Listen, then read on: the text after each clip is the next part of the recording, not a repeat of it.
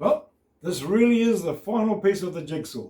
I asked Dave if he'd like me to do the frame for the picture, and he said, yes, Robbie, I'd love you to. So this video is all about making the frame, and it really is the final piece of the jigsaw.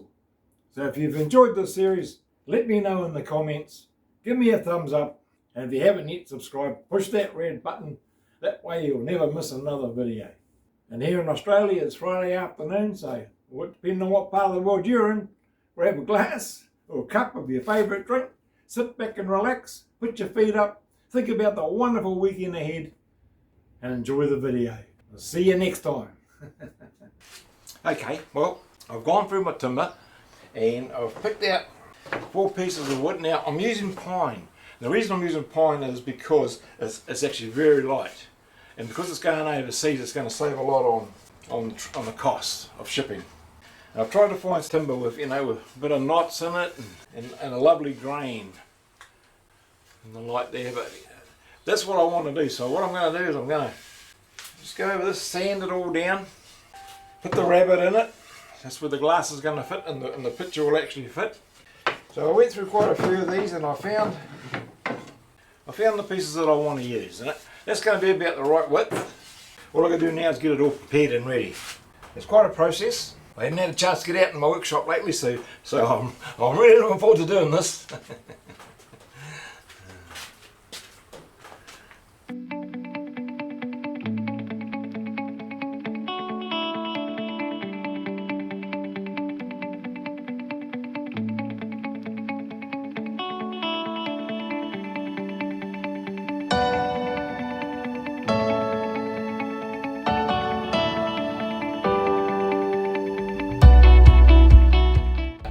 So I'm going to be using my A4 sketch pad. Well, I'm using the cardboard on the back as a template for my frame. Okay, let's see. Bottom. The top one. Top and bottom will be the same. Oh, I'd like to get that knot in there. I'll try to make them look as old as I can. We've got to have a little bit of wriggle room in there.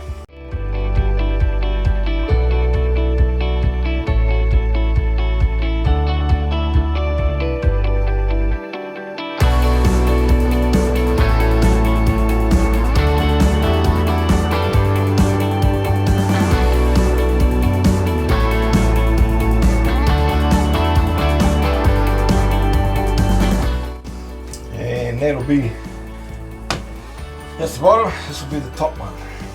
So we take that out. So we're going to get the grain instead of the knot, which I think will be fine. We're going to get a bit of knot in here.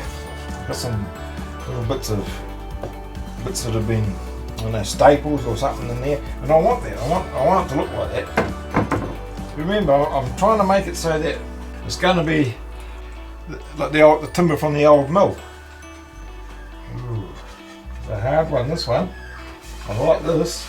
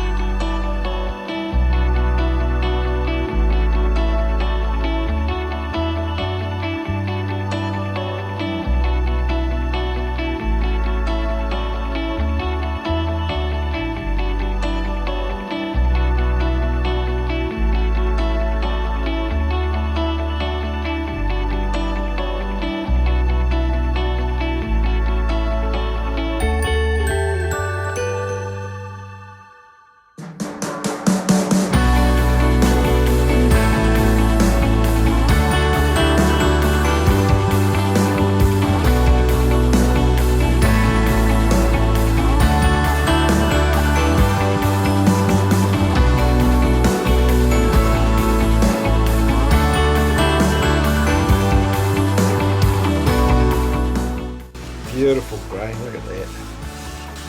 I'm not sure how I'm going to stain it, or because I want to see the timber through it.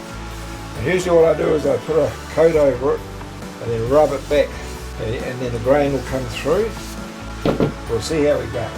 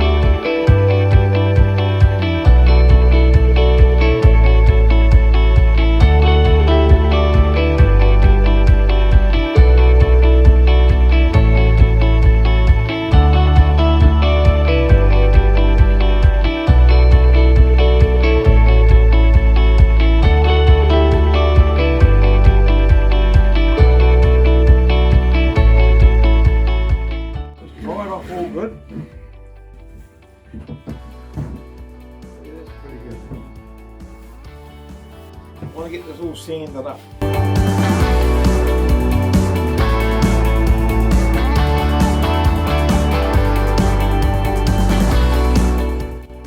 Got to put on the 60 grit coarser.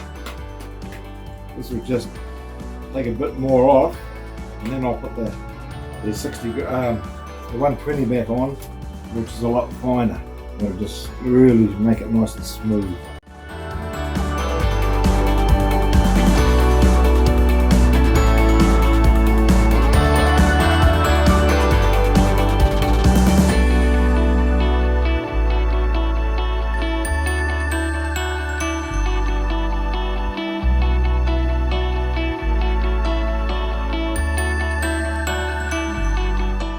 To make it nice and smooth, so I go with the hand sandpaper it, no rough edges.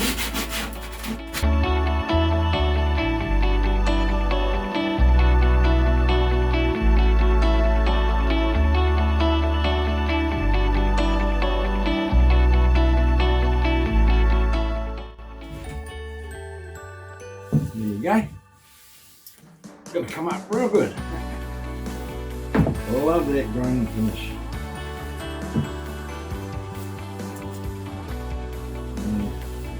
A few knots in it over here, down here.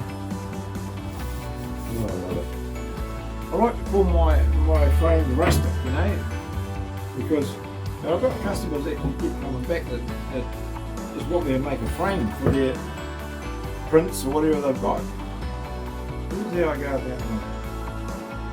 I'll just check, make sure that our glass is going to fit in, and our mount board, this is the size that it's going to be. Now, I usually make these a little bit bigger. It doesn't really matter, because what will happen is better to have it a bit bigger than too small. So that's just a little bit big. The frame's a little bit bigger. That's okay, because when you put the mount board in, the picture, you just put the picture onto the mount board, so you won't notice that it's bigger. But if you have it too small, well, that's a whole different kettle of fish. Then you've got to cut everything smaller, including the picture. So always make them a little bit bigger. So, what I say, they've got to have a bit of wriggle room to wriggle the glass around, because everything expands and that, and you don't want the glass to crack. Okay, well, it's dried off quite a bit now. So what I'm going to do, I've got a bit of sandpaper, just going to lightly sand it to give it a bit of a stressed look.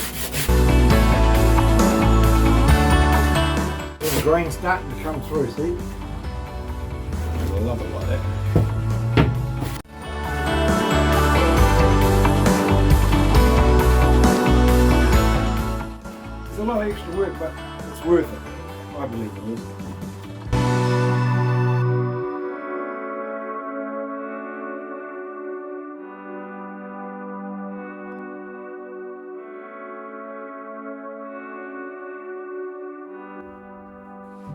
Okay, well, I've given it a nice coat of wax just to polish it up a bit. Really makes it, I think. I've got a little story here. A couple of years ago I bought some marine plywood and I used it to line my workshop here. And how they came, they had little boards, like strips, two on each side. And they were actually crates. That's how the guy got them, they were crates. And they were used for transporting explosive to the mine. And because they're explosives, they had to use copper nails. So I got all these copper nails.